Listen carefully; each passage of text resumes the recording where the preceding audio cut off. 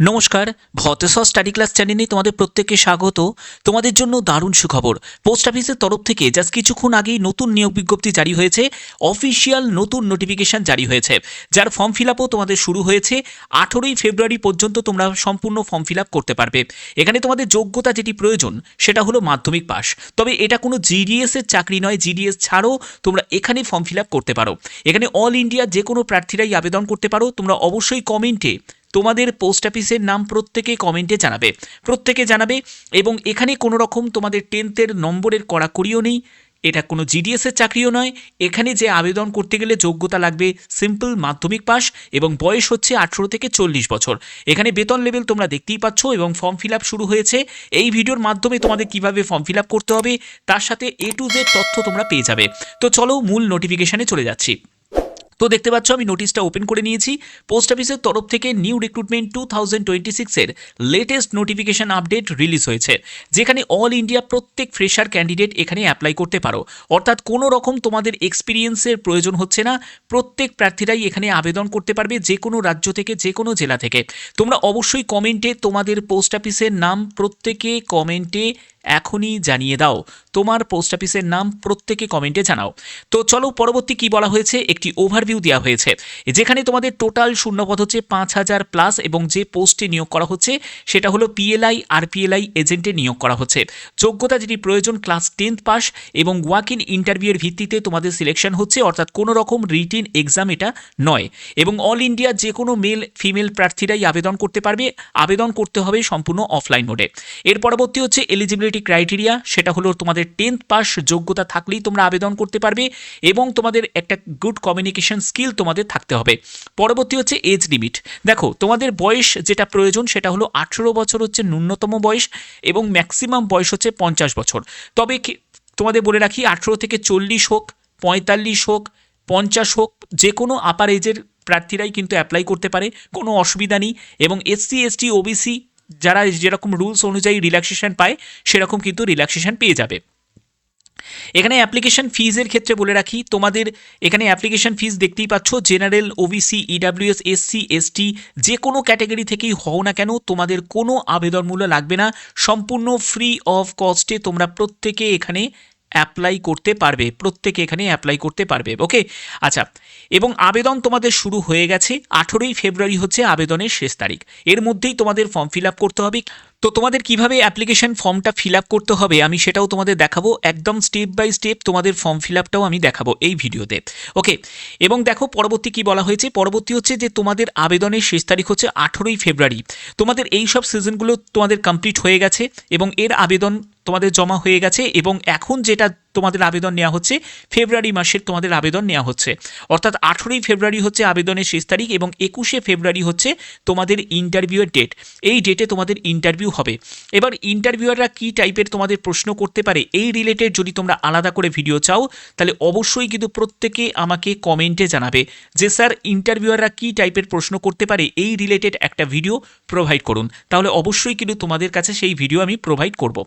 এর পরবর্তী হচ্ছে সিলেকশন প্রসেস। সিলেকশনের জন্য প্রথমে তোমাদের অ্যাপ্লিকেশন ফর্ম তোমরা সাবমিট করবে, তারপরে তোমাদের ওয়াক ইন ইন্টারভিউয়ের ভিত্তিতে জন্য ডাকা হবে। কিন্তু তার আগে তোমাদের বলে রাখি, যখন তোমরা অ্যাপ্লিকেশন ফর্ম ফিল আপ করবে এই অ্যাপ্লিকেশন ফর্মের সাথে কিছু প্রয়োজনীয় ডকুমেন্টস যেগুলো তোমাদের অ্যাটাচ করতে হবে।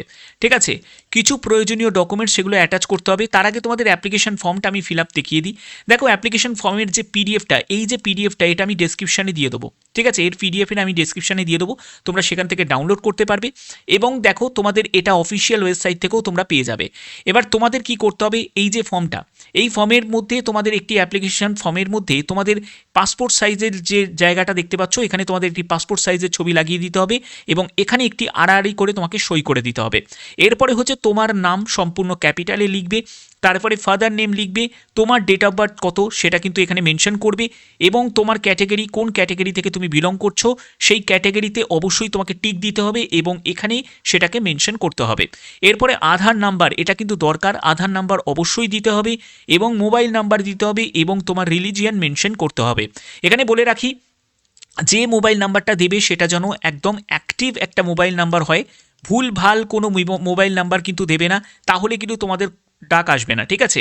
অবশ্যই তোমাদের মোবাইল নাম্বারের মাধ্যমে তোমাদের জানিয়ে দেওয়া হবে এসএমএসে যে অমুক ডেটে তোমাদের উপস্থিত হতে হবে, অমুক সময়ে তোমাদের ইন্টারভিউ হবে, ঠিক আছে? তো সেই ডিটেলসটা তোমরা পেয়ে যাবে যখন তোমরা সঠিক মোবাইল নাম্বারটা এখানে লিখবে। এরপরে হচ্ছে এডুকেশন কোয়ালিফিকেশান। দেখো, এডুকেশন কোয়ালিফিকেশান 10th পাস চাওয়া হয়েছে, যেহেতু এটা মিনিমাম তোমাদের কোয়ালিফিকেশান, এটা যেহেতু তোমাদের মিনিমাম কোয়ালিফিকেশান। তবে তোমার যদি হায়ার কোয়ালিফিকেশান থাকে সেটাও তুমি মেনশন করতে পারো। কোন বোর্ড থেকে তুমি মাধ্যমিক পাশ করেছো সেই বোর্ডের নামটা দেবে, কী কী সাবজেক্ট ছিল সেটা অবশ্যই তুমি ছোট ছোট করে লিখে দিতে পারো। এছাড়া যে শর্ট কোডগুলো থাকে সেই শর্ট কোডও মেনশন করতে পারো। কোন ইয়ারে তুমি মাধ্যমিক পাশ করেছো সেটা মেনশন করবে, কত মার্কস তুমি পেয়েছো, কত পার্সেন্টেজে পেয়েছো সেটা তোমাকে এখানে মেনশন করতে পারবে। এখানে কিন্তু তোমাদের 10th-এর কোনো পার্সেন্টেজের নাম মানে লাগছে না, ঠিক আছে? কারণ এটা কোনো জিডিএসের চাকরি নয়, ঠিক আছে? এবং এখানে তোমাদের কি প্রয়োজন হচ্ছে, দেখো আর কি বলা হয়েছে, এনি আদার কোয়ালিফিকেশান। যদি তোমার এনি আদার কোয়ালিফিকেশান থাকে, অনেকের আছে যারা কম্পিউটার যোগ্যতা আছে, তো তাহলে তোমাদের কম্পিউটার যোগ্যতার সম্পূর্ণ ডিটেলসটা এখানে মেনশন করতে পারো। আদারওয়াইজ এই জায়গাটা তোমরা যদি কোনো আর এক্সট্রা কোয়ালিফিকেশান না থাকে এনআইএল লিখে দেবে, ঠিক আছে? এরপরে হচ্ছে তোমাদের অ্যাড্রেসের সম্পূর্ণ ডিটেলস, যেখানে তোমার হাউস নাম্বার বা স্ট্রিট বা ভিলেজের নাম, পোস্ট অফিসের নাম অবশ্যই তোমরা কমেন্টেও কিন্তু প্রত্যেকে কমেন্টে তোমার পোস্ট অফিসের নাম কিন্তু প্রত্যেকে কমেন্টে লিখবে, ঠিক আছে? যাদের যাদের বললাম প্রত্যেকে কমেন্টে লিখবে। এবং পুলিশ স্টেশনের নাম, তোমার ডিস্ট্রিক্ট, তোমার স্টেট এবং পিনকোডের নাম্বারটা অবশ্যই এখানে মেনশন করতে হবে। এরপরে এখানে একটি সই করে দেবে, তারপরে ডেট দেবে এবং এখানে প্লেসটা মেনশন করতে হবে। যে ডেটে তুমি অ্যাপ্লিকেশন ফর্মটা পাঠাচ্ছ বাই পোস্টে কিন্তু তোমরা পাঠাতে পারো, ওকে? বাই পোস্টে পাঠাতে পারো। তো এখানে অবশ্যই তোমাদের সেই ডেটটাই মেনশন করতে হবে, ঠিক আছে? যে ডেটে তুমি অ্যাপ্লিকেশন ফর্মটা পাঠাচ্ছ। এবার তোমাদের কী কী ডকুমেন্টস তোমাদের এখানে লাগছে, আমি ডকুমেন্টসের ব্যাপারটা তোমাদের একটু বুঝিয়ে দিই। ডকুমেন্টসগুলো অবশ্যই তোমাদের প্রয়োজন আছে, কারণ এই ডকুমেন্টসগুলো যখন তুমি ইন্টারভিউ দিতে যাবে তখন কিন্তু তোমাদের তার আগে একটা ডকুমেন্ট ভেরিফিকেশান হবে, সেই সময় তোমাদের অরিজিনাল ডকুমেন্টসগুলোকে চেক করা হবে। তো কী কী লাগছে, প্রথমে হচ্ছে যে অ্যাপ্লিকেশন ফর্মটা, ঠিক আছে? অ্যাপ্লিকেশন ফর্মটা ফিল আপ করলে অ্যাপ্লিকেশন ফর্মের সাথে যে ডকুমেন্টসগুলো দিচ্ছ, প্রথমে হচ্ছে ডেট অফ বার্থের সার্টিফিকেট অথবা তোমাদের 10th-এর অ্যাডমিট কার্ড, 10th-এর অ্যাডমিট কার্ড, ঠিক আছে? এরপরে হচ্ছে 10th-এর তোমাদের 10th-এর যেহেতু 10th পাস যোগ্যতা, 10th-এর তোমাদের সার্টিফিকেট, মার্কশিট দুটোই দিয়ে দেবে, ঠিক আছে? মার্কশিট এগুলো সবই কিন্তু তোমাদের জেরক্স করতে হবে, জেরক্স করতে হবে এবং সেলফ অ্যাটেস্টেড করে দিতে হবে, সেলফ অ্যাটেস্টেড করে দিতে হবে, ঠিক আছে?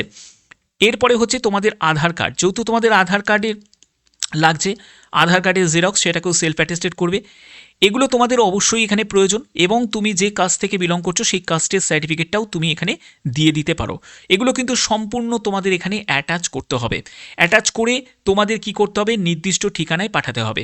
নির্দিষ্ট ঠিকানাটা কোথায় সেটা হলো, দেখো তোমাদের বলে দিচ্ছি এখানে, তার আগে বলে দিই, দেখো ইম্পর্টেন্ট ডকুমেন্টস হিসাবে যেগুলো তোমাদের বলা আছে 10th টেস্ট সার্টিফিকেট, মার্কশিটটাও দিয়ে দেবে, আধার কার্ড এবং পাসপোর্ট সাইজের ছবি, signature, mobile number, email ID সেটা তোমাদের মেনশন করতে হচ্ছে, কাস্ট সার্টিফিকেট, রেসিডেন্সিয়াল প্রুফ হিসাবে তুমি দিতে পারো, আধার কার্ড হলেই হয়ে যাবে, আর কিছু লাগছে না। এবং এজ প্রুফ হিসাবে তোমাদের যে ডকুমেন্টস বললাম সেগুলো তোমাদের লাগছে।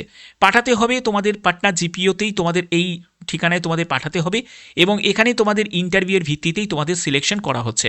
তো এই হচ্ছে তোমাদের সম্পূর্ণ ডিটেলসটা যেটা তোমাদের এখানে মেনশন করলাম। নোটিফিকেশন যদি তোমরা দেখো, এইখানে দেখো তোমাদের 18ই ফেব্রুয়ারি পর্যন্ত ফর্ম নেওয়া হচ্ছে, 21শে ফেব্রুয়ারি হচ্ছে ইন্টারভিউয়ের ডেট এবং বয়স সীমা থেকে শুরু করে প্রত্যেকটি তথ্য দেওয়া আছে এবং তোমাদের এখানে তোমাদের পাঠাতে হচ্ছে যে জিপিওতে তোমাদের দেখালাম, এই জিপিওতে তোমাদের পাঠাতে হচ্ছে। এই হচ্ছে তোমাদের সম্পূর্ণ বিস্তারিত তথ্য। তোমরা অবশ্যই কিন্তু কমেন্টে জানাবে যে কোন পোস্ট অফিস তোমাদের post office, nearest post office যেটা, সেটা অবশ্যই কিন্তু তোমাদের পোস্ট অফিসের নাম প্রত্যেকে তোমরা কমেন্টে এখনই জানিয়ে দেবে। আশা করি ভিডিওর মাধ্যমে সম্পূর্ণ বিস্তারিত তথ্য তোমাদের কাছে তুলে ধরতে পারলাম। যদি ভিডিওটা ভালো লাগে অতি অবশ্যই ভিডিওটাতে একটি লাইক করো, চ্যানেলটিকে সাবস্ক্রাইব করে বেল আইকনটাকে অল করে রেখো। এখনের মতো এটুকুই, ধন্যবাদ।